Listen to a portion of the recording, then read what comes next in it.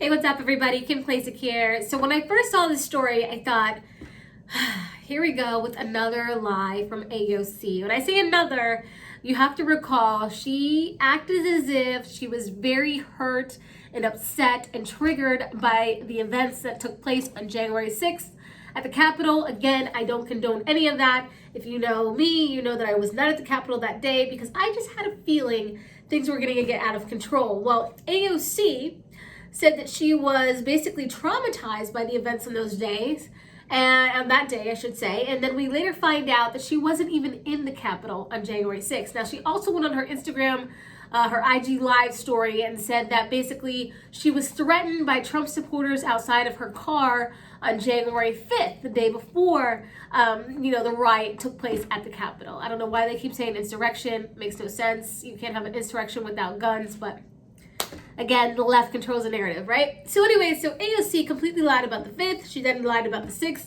And then I saw this story about her and her abuela, grandmother, in Puerto Rico, that basically was hit hard by the hurricanes that came through. You probably recall this. President Trump's administration sent a bunch of relief to Puerto Rico.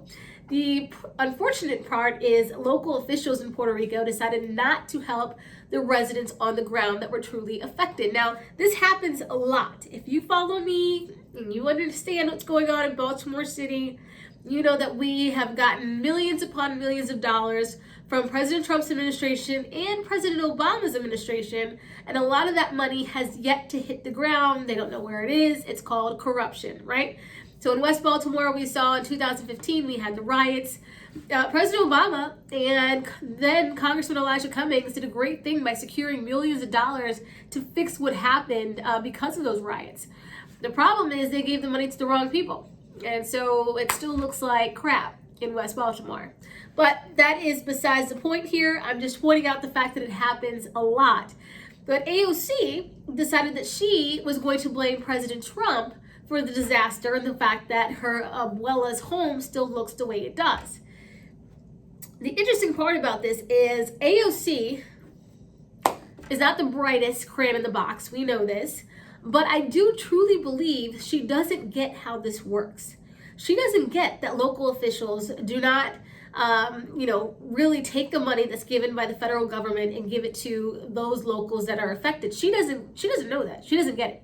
And she doesn't get that it's really the Democrat Party that does this, right? They leverage the urban struggles every year, request federal funding, and then those that are really dealing with those struggles never see a dime. So I'm going to say that all of this is really on her part, I think really more ignorance than anything else, right? I'm going to say that she doesn't really know this. Well, the funny part about all this is Matt Walsh, he is a conservative. You could see him on Twitter any day of the week. He decided that he was going to put a GoFundMe together to help AOC's abuela and her tragic situation. Now, I can't tell if he was just trolling or was he trolling and trying to be helpful. I don't know. But it was a brilliant thing for him to do because he raised over $100,000 on GoFundMe. The interesting part, and he did this within 24 hours. The interesting part about this is the GoFundMe and whoever talked to AOC's family said, okay, her abuela was not going to accept the money. Turns out her abuela isn't even living there anymore. Yes, her house did get wrecked by the hurricanes, but she's not actually there living in squalor. And a lot of people were like, wow, AOC, you drive a Tesla and you can't help your grandma out with a little bit of rent, which was crazy. But basically, she had this elaborate story, and she was pointing out what a lot of people are dealing with in Puerto Rico, but she had this elaborate story and used her abuela to basically attack Trump and his administration, when in fact, they did send the relief. So again, it was an AOC big lie, right?